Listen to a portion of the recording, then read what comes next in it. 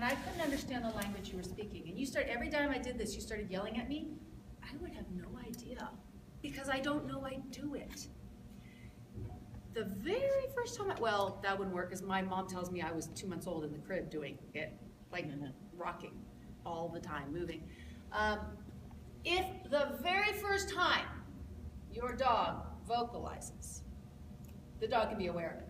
So if I went from this to this and you caught me at just that moment, we have a chance. But once it becomes a habit, I think many dogs become unconscious whiners and barkers. It's kind of that low level, like shepherds do, working like shepherds. And then it starts going, at that point everybody hears it. The problem is it started, dogs don't say, doesn't count, and does. It's all the same. Most of it is unconscious. It's just sometimes it comes out louder than other times. So if you think your dog is conscious of it, like it's everything is fine and the dog goes woof like that, end the exercise. Okay. Just bang, that's it. And oh my goodness, you're tired? You know how Lassie says Timmy's in the well? Yes. Your dog is saying, I don't want to work anymore. Now work with me here, because we all know that, one, Lassie did not say that Timmy was in the well, and we all know that your dog did not say, I'm tired. But you have to convince your dog that you think when he barks, he's asking to go back to his crate. Okay. Cheerful, cheerful, cheerful. Like, I didn't know you were so tired. Okay, that's fine. We'll go back to your house. Now, after 5, 10 reps, your dog will be like, no, you misunderstood. No, you didn't. Off you're going to go. Okay. If you are, and 100% consistent, you cannot, no matter how much you paid your money to be in that ring on that day, you just have to be so hard at work. Just, if you bark every single time, and this is also true of dogs that do this with their feet. Ah. This is coming from the same place. It's the same dog. That's probably anxiety then. Dogs that, excitement can be anxiety. But it's positive anxiety. It's not negative anxiety. It's still coming from the same place. It's over arousal. It's too high. So these feet and those are very related behaviors. I have a dog that I used to breed dogs. I do still sometimes here and there. But anyway, so several years ago I brought a litter of just some super dogs out of that litter. Except that pretty much across the board, their feet never stop. So you throw the demo and they go like that, getting ready to go. And I watch this. 7 puppies in the litter, and I one after the other. Watch this. I took a puppy from that same dam, the next litter, and I said to myself, come hell or high water, the first time I see 1 foot move, we're going to end the exercise. Well, wouldn't you know it, I picked a different sire. I wish I had that problem. I would do anything to have this dog show that kind of energy and drive for work. I had the polar opposite problem.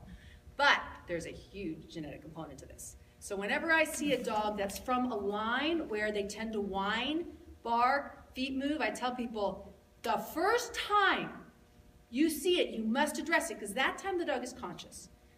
After a while, it becomes a habit. It's all built into their work. They don't know they're doing it anymore. And then the ability to cut it off just drops dramatically. Then we get upset, because most of us find it very irritating to listen to the dogs carrying on like that. So then we tend to overreact, we get angry, and that does not solve the problem. Actually makes it worse, because it feeds the dog. So hit it the first time. I'm getting a good woof on the go-outs. Yeah, and the exercise. Okay. And the exercise, that's it. And not when he gets out there. That one, because he's heading the other direction, you must use a verbal marker. You're gonna have to tell him. Okay. So it would be go, woof, I don't think so! We're done. Okay. Off to his house. Now, the first 100 times he won't know why he got put away. So while you're doing this, I also want you to work on, let's say you did go out, do you do him to a stanchion? Yes. Okay, wonderful. So stand right here, go. You're not gonna bark 1 foot, right? Right. So get in a bunch of reps backing it up so you know he's having a lot of success. At some point, you're gonna hit the distance that's gonna whoop, oh, I don't think so, off to your house. Okay. Because otherwise, he's gonna be like, what, did I go the wrong way? You know what? So you make sure you're setting up a bunch of success. Okay. And then just come down on it, Okay. right? That's Great. what I would do. Okay. Very similar things that I do IP obedience with my dog, and of course the breed, I have a Doberman, and it likes to talk and bark, and he does beautiful healing. It's outside, and however, it's a very long healings. So if I don't give him a toy, if it's not in the trial day, I can't fix that thing. But he keeps screaming basically, lie down, long down, except that he's carrying the dumbbell, but sometimes he started mouthing as well, but it started becoming a bad habit right now. Is that same thing? Should I just put him in the A little tray? different, so let's work with your issue for a sec. First of all, on the long down, I want you to get in the habit of putting something with him. So take his toy, down him, place the toy behind his tail, make sure he knows it's there, and go away, right? And then after 10 seconds or so, get your toy. Tell him to get his toy. Bring it to you, play. Right? Now, work that up till, because what it's doing is it's splitting the dog's attention between you leaving and what's there. So it holds them. It also works for dogs that creep, right? Now, because you usually put your dog in it down very close to a blind, now start putting the toy in the blind. Send him back to get it. Now, all you have to do when you get to a trial is just look at the blind. He'll think his toy's in there. Right, so you set that up. So then you start bringing the toy on the field before,